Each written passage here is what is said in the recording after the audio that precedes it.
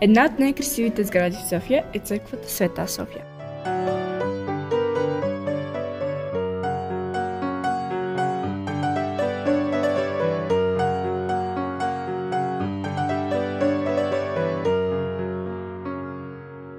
От огромните дървета може и да не я забележите в началото, но после няма как да не се възхитите на невероятната й архитектура.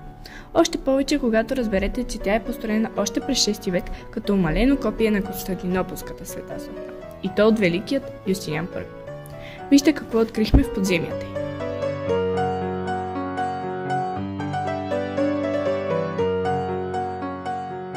Здравейте! Сега се намираме в едно от най-скришните места в цяла София. Това са катакомбите под Света София, под църквата Света София. Тук през 3 и 4 век някога хората са погребвали своите роднини, но не само.